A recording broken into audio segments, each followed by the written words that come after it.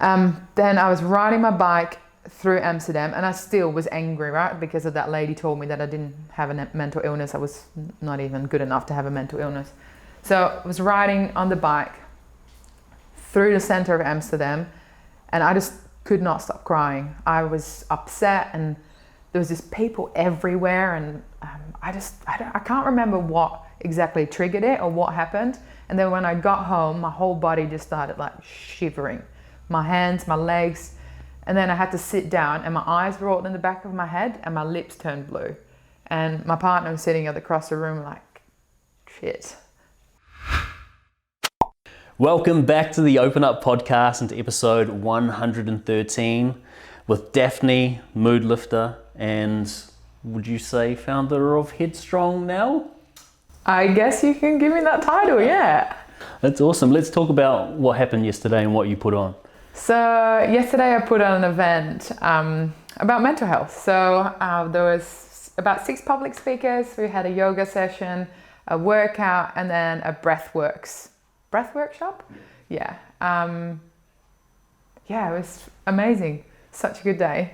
That's awesome. Yeah. And I guess we'll get into the reason behind it within your story. Yes, yes, you sure are. All right, first question, straight off the bat, a little bit deep, but I like the reflection it causes people to do or go through. Could you describe the way that you view yourself as a woman and or human? As in now? Yes. Yeah, okay. So I struggle with that a little bit, with acknowledging myself. I don't have a great self-image, let's say that. Yeah. It's getting there. I mean, after putting out an event like that yesterday, everyone's saying you should be proud. And I have made a difference, so that does make me grow a little bit taller. But yeah, as a human, I think I'm doing all right. Yeah. That's good. I think, yeah. Let's dive into childhood and give us a summary of childhood up until the point where you have your first panic attack. Yeah, sure. So I grew up in the Netherlands. That's where you hear my funny accent from. I moved here in 2012. So before that, I studied graphic design and marketing in Rotterdam. And so the school system works a little bit different in the Netherlands. So university, you can go there from when you're 16 years old. So I was finished when I was 20. I grew up in the Netherlands in a very small town called Melisand. And then I moved to another town called Dirksland. Oh, nice. Yeah. My mum grew up with my mum and dad and my sister. My sister's 6 years older than me. Yeah. You said you have a problem acknowledging yourself. Was that something that you were raised with? Were you not allowed to? So this probably goes back to when my teenage years. So in the Netherlands, you finish your school at about 12 years old, and then you go to like a high school from when you're 12 to 16. So that's the gap in between there.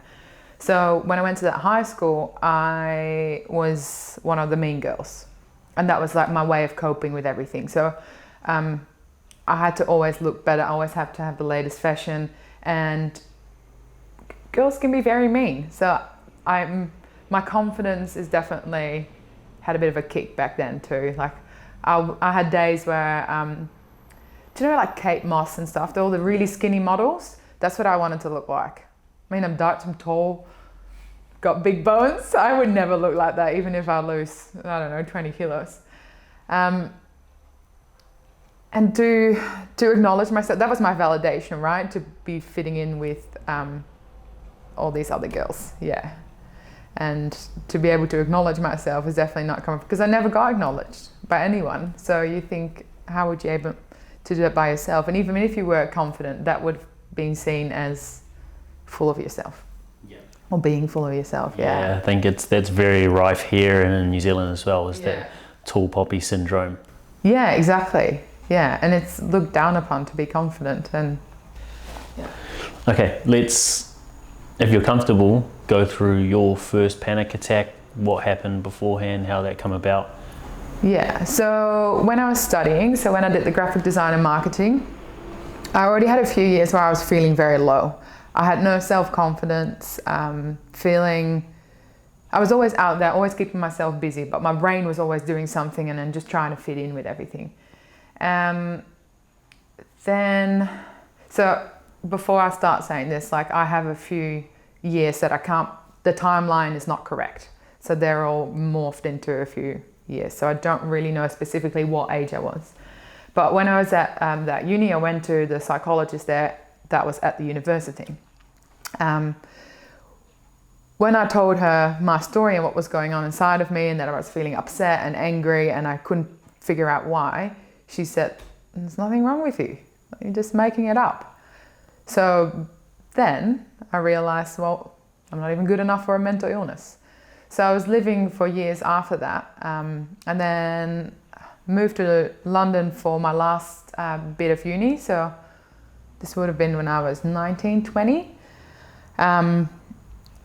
Then moved there because I wanted to get away, and was in Camden Town, and I was partying my life away there, like as you would when you're living in London. I remember I was in Camden Town, and I got a phone call from my mum that my mum and dad are getting a divorce.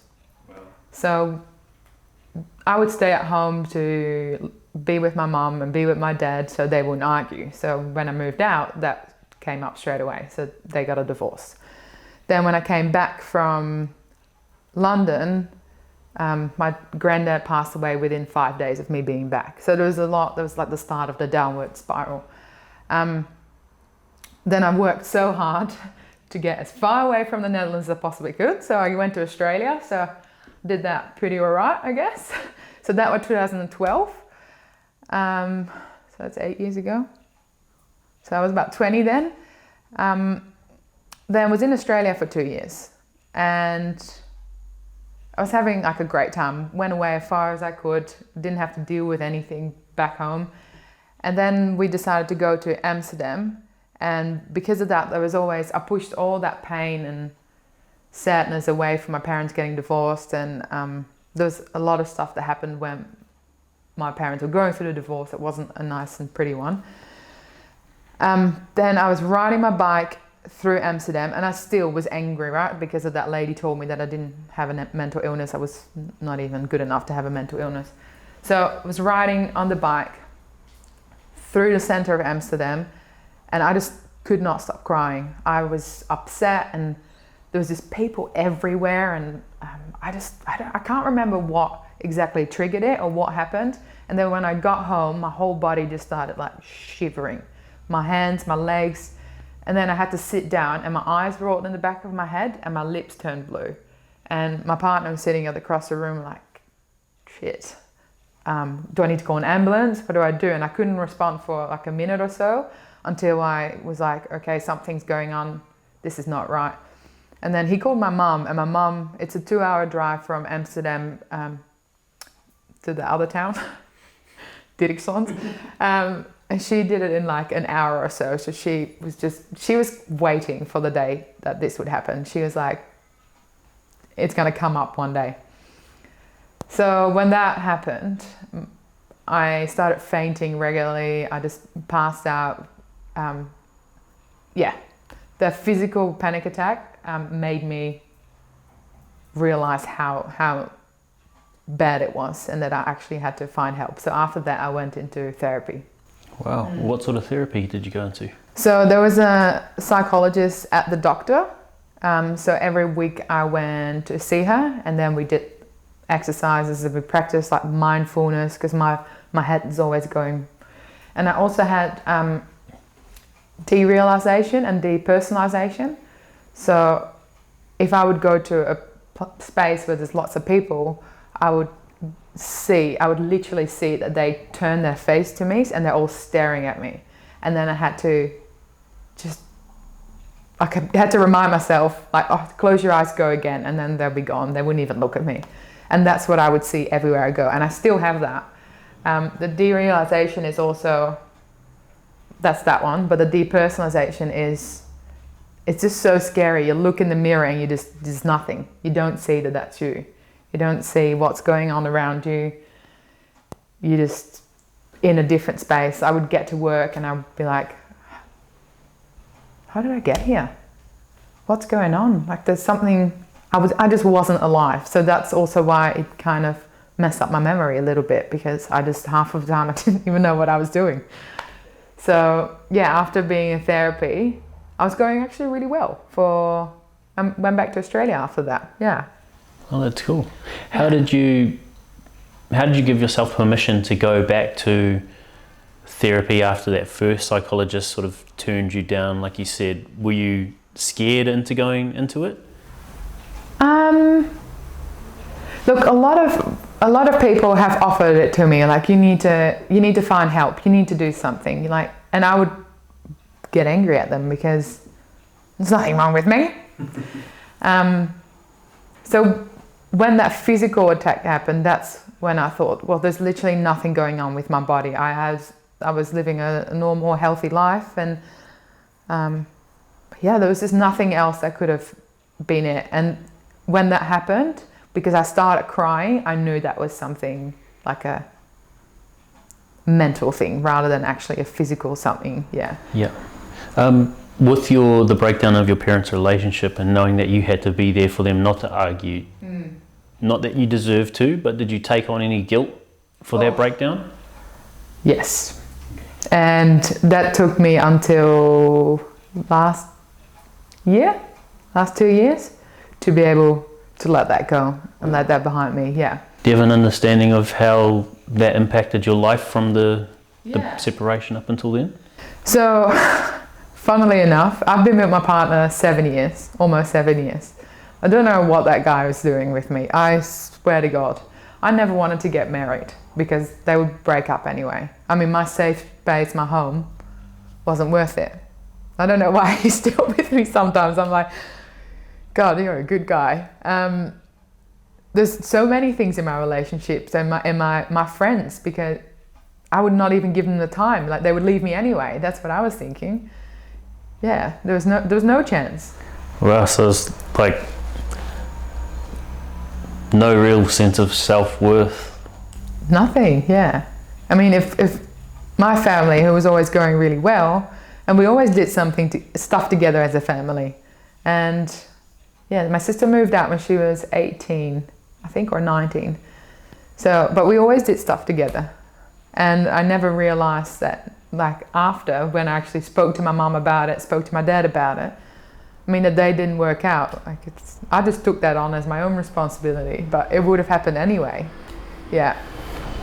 You also said that your mum was sort of waiting for that panic attack or that episode to happen. Why is that? So I don't think she was specifically waiting for something as in like physical to happen, but she knew I was struggling. She knew I was going through stuff, and she offered therapy, she offered like lots of stuff for me to help, but I just didn't see it myself. And I also told her about when I went to that psychologist, so she actually knew back then that I was struggling. So when I told her about it, she actually was quite upset about the psychologist and was like, oh, we'll get help. But I wasn't ready for it then. Yeah.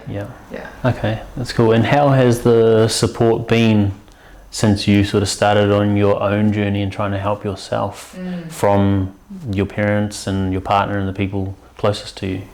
So the support has just like mind-blowing. Like it's my family, my partner, my friends. Like I don't really speak to any of my old friends anymore. I've really surrounded myself with people now that are like-minded, that understand mental illness and understand days. And I haven't had a bad day for a long time. And to be able to say that now, after all these years of me struggling, is pretty powerful to say that actually. But yeah, my family has been great, and they live all on the other side of the world. And if I call them up, especially my mum, if I call her up and say, I'm just not going too well mentally, she just listens. Like she would, if I call her, all of a sudden she messages me, are you okay? When she's at work or something, and I go, yep, all good, okay, good. Otherwise she would just pull over, let that person, she's a driving instructor, and would go, okay, like, let me know. My dad, same thing. I can always speak to him about everything. And it's also an avenue for other people to open up, because I am now so open about it. So you would know that. That's why I'm here. One thing you touched on was your partner being around for so long. Yeah.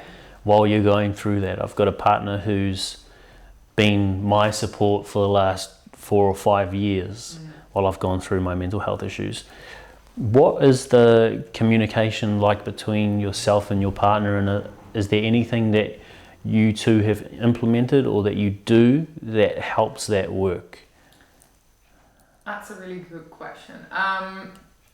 So he's seen me through my darkest times, and actually we had a really good conversation about it yesterday with the breath work, so after that and stuff that came up for him. And you need to stay open in communication. So when I'm anxious, or when I'm starting to get anxious, I get angry and I get irrational. And yeah, I'm not always the greatest person to be around, but he's the first one there, right? He's the one who gets everything. So rather than me yelling, I'll just go, I'm really anxious. And then it's just a way he can go, okay, cool. That's not a way to deal with it. We did get incredibly bad arguments for years. That would be so bad, and I would get really irrational, and then he would get angry because I would be angry, and he didn't know what I had going through my mind. And the coping mechanism that I was talking about earlier, and I was like, well, you're going to leave anyway, so you might as well do it now. That's for years, yeah. But now communication is key. What did that process look like implementing I am so anxious right now? Because for someone who does go to that irrational state and get really angry and outwardly angry, that can seem kind of dumb. Like, I know if I was that angry person, I know if I think about doing that, I'm just like, ugh, yuck. That's going to make me look stupid. I'm not, it's part of me, right? Like, he's seen me when I was at my happiest, and that was a fake. That was a fake Daphne. So 2 years in, that's when he started to know, right? 2 years in the relationship, he was like, okay, should I stay here or like not? But it works. Like, it's however you can find your voice and talking to your partner. If you say, I am really anxious right now, sometimes I'm really upset. It comes in waves. I'll go, I am really anxious. I just need to have some space. Or when I'm at a supermarket, that's usually where my anxiety comes up, because there's a lot of stimulation. Or JB Hi-Fi. Sorry for the plug, but I cannot be in that shop. So then I either hold him really tight, and then that's just to ground myself that I know that I'm still there. So he knows that this is like my way of saying, communicating with him. I am anxious. Okay. What do you need? Okay. And that's awesome. Yeah. And is it that simple? Just you expressing it and then him saying, how can I help? Not always, but yeah, sometimes he can get angry too, or anxious or whatever. Yeah, it's not always easy. But the last last month or so that we've really, after the speech that I wrote yesterday, he was like, I've blocked that out of my life.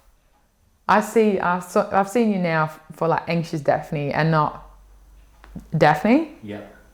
So yeah, it's all about communication. That's really what it is. Wow. I don't really know how else to say it. Yeah, that's important. I think with my struggles, I found that I was trying to force my partner to accept what I was going through and be there for me and support me, but without communicating that. So if she doesn't know what's going on in my head, then she doesn't know how to respond. And so communication is really key, opening up and giving them some sort of insight or context as to what's going on in your head really does help them respond appropriately, because otherwise she just used to break down and cry, which made me more angry. Yeah. Now you're saying that, I was like that. I'd be like, can you not see that I'm anxious? Can you not see what's going on? Oh, you never listen. And then when I do leave, oh, you're never there. That would be me. Leave me alone. Please come here. So yeah, sometimes, what do you need? I don't know. Okay. Do I need to stay here? No. Okay. And then after 10 minutes I go, Hi. Sorry about that. Yeah. What are some of the tools or modalities that you're using to help with your anxiety? So there's a lot of different ones, and it really depends on what situation. One of my major triggers is going into a place that I don't know. Okay. So again, I talk about it, or I call someone on my drive there. I speak to someone on my drive there. So this is what I mean with keeping people surrounded by you, or like being surrounded by people like you, because they understand what it's like sometimes. If I'm at a shop or somewhere and I get a panic attack or I'm anxious, I do this. Or because I was always clenching my teeth, and then I get really sore jaws. So this one is a really way I've been like, okay, I'm still here. Singing is another one, because somehow you breathe properly, and so if you see me at Woolworths singing doing these ones, you know what time it is. Yeah, I've actually done that a few times, and I'm standing there like, okay. And if you're listening to this, she's touching her thumbs to all the different fingers. I don't know if you can hear that. Yeah. There's so many ways of dealing with it. Like I can either take a step back and look around and see if there's actually any danger. That's another thing. If I feel very attacked or there's lots of noise or something, I go, okay, I'll just focus on my breathing, get back into it, get back into my body, stop being out here. That's worked, but it didn't always work, right? Yeah. Medication helped me, therapy helped me. Cool. Okay. So there was, a lot before that. What was the process like for you, or the thought process like behind trying medication? Because I know that's a big no-no for a lot of people, and it's a bit hit and miss depending on who you talk to. But what was it like for you? I wanted to avoid it for as long as I possibly could. I never wanted to go on medication. That was like I wanted to fix this by myself. And I went to a psychologist, and I just completely broke down. I had all this built up stuff happening, and I just couldn't cope with it. And she said, I think it's time for you. So we tried for years and years and years. She said, it's not forever, right? It's not forever. Just, if you had anything else with you, you would take medication. I was like, yeah, I would. If you had cancer, or it's maybe a little bit of a bad one, you would take medication. But any little thing, you would take medication. And this is an illness as well, so why not? And then I tried it, and I liked it. I really did. The first 4 or 5 weeks were horrible. I felt I was going to throw up the whole time. I was I wasn't here. There was a lot going on, but there wasn't really anything happening, and I felt really numb. No happiness or sadness. And I think week 5 is meant to be the worst one. And I went on holiday in Hawaii. It's just like the best time. So I told everyone, okay, this is week 5, and I might be going through some stuff. And that was probably the best place to be in Hawaii, being week 5 of your medication. So after that, I didn't really care for it, because it really made my life easier at that time, and it stopped that little voice in my head saying how ugly, fat, dumb, that it would just stop all of that, and I would just be able to live in the moment and be present to what was happening. And I think last year I stopped my medication. It would have been just over a year. Any particular reason? I just didn't think I needed it anymore. So after after doing lots of work and talking to psychologists, she's like, okay, let's try it. And if it doesn't work, you just go back onto it. So that was in the back of my mind too. So then it took me about a month or so to get off it, because you want to do like... You wean yourself off? Yeah, okay. It's like, a week, you go a day, and after a few weeks you go 2 days. And then I just forgot. And I still had a strip left, and I was like, well, that's that one done. And I haven't actually looked back into it. I do have pills for when I have a panic attack. Okay. So when something comes up, I can take one. But to be fair, I had 10 because you're not allowed to have any more. But it took me, like, I don't even know where they are now, and there's still some in there. So it's probably a bad thing to say. I don't know where my medication is. I did take a few because what would happen if I would get a panic attack? I would get a panic attack and I'd be getting very fatigued, and then the other one would get on top of that one, and then and it would go down again. So if I would have one panic attack, I can take that tablet, and then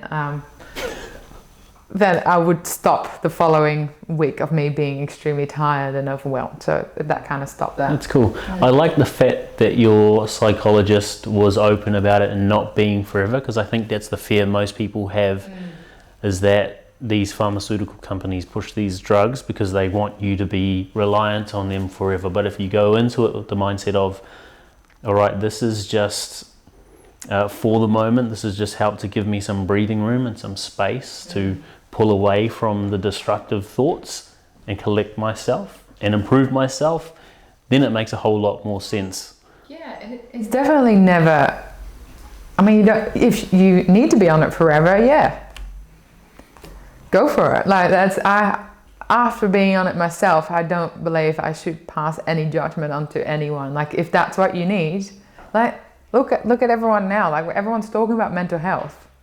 Like, everyone loves it. Everyone is like, oh, yes, finally we have a say in there. So if you want to go on medication, or you need to be on medication because you've given it a good thought and haven't tried everything else, because I did try everything else, literally everything in the book and it was just, there was no other way for me to deal with it at that time. Yeah. That's awesome. I love it. Is there anything else that you're using to help you with your mental health? Exercise. Yeah. Cool. How do you use that? And what do you get out of it? If we go back about 3 years ago,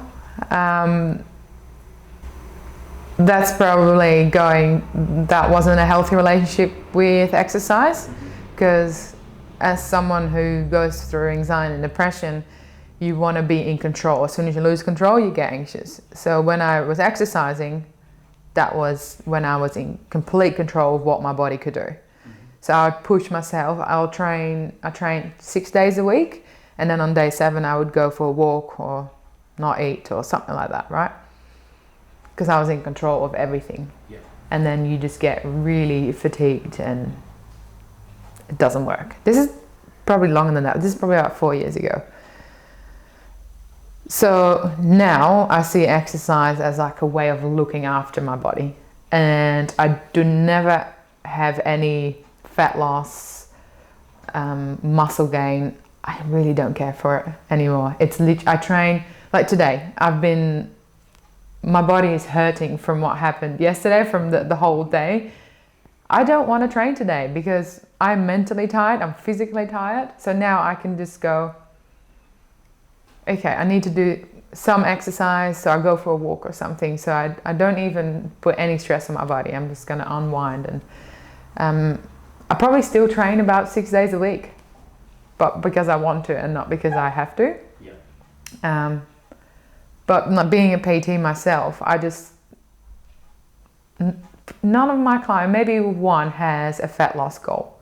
That's awesome. Yeah, and the fat loss goal, when someone comes in and they say they want to lose fat, they don't want to lose fat. They want to feel a certain way that they were like before they put on that weight. So you go back to where they started and back to where this emotion of not feeling good enough is coming from.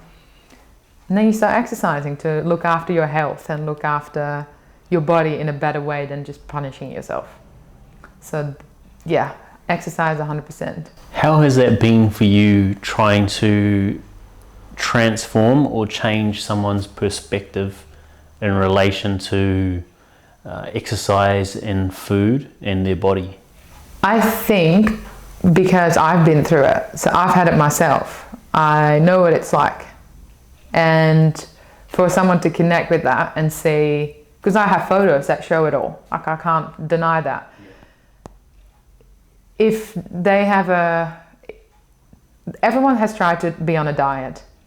Everyone has followed, stopped eating. Everyone, especially all girls that I speak to, they've been on high protein, low carb, keto, whatever. They tried everything. Did it work? No. So if you completely change the way they look at a diet, so they think calorie counting is key, which it is, but take the focus away, you can literally eat everything you like. And you actually find yourself into a state where you don't want to eat that crap anymore. But if you do eat that crap every now and then, you don't feel guilty about it. Yeah. So it's the whole like not punishing yourself for eating bad food.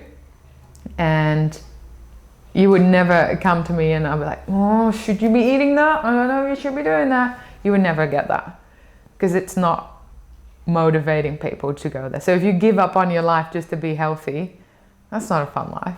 You kind of want to have a beer every now and then. So yeah, like, it's fine. Yeah. Like, what's living? Yeah. Yeah, that's cool. I like that, and I like the fact that if you're changing it and allowing yourself to eat the foods that you deem that are yum, or that you'd usually consider junk food throughout the week while counting calories, then you take away the pressure of having to reach for the junk food in excess when you're coping with stress, because it is part of your, I guess, weekly routine anyway. Yeah, and if you want to eat a salad, because this is what my brain works like, oh, I really want to eat that chocolate. And I probably would have that chocolate. I probably will eat the whole block. Vegan chocolate, don't worry. I'll probably eat the whole block. But then like the next few days I'm like, oh, yeah, can't be bothered with that now. And I either train a little bit more, or I just focus on my diet for a little bit more. So I just listen to my body and what comes up. If I'm feeling tired and I look back and I've had a lot of sugar, and then I go, okay, let's change that around and make myself feel better and eat for this rather than this. We'll jump into some wrap-up questions. Yeah.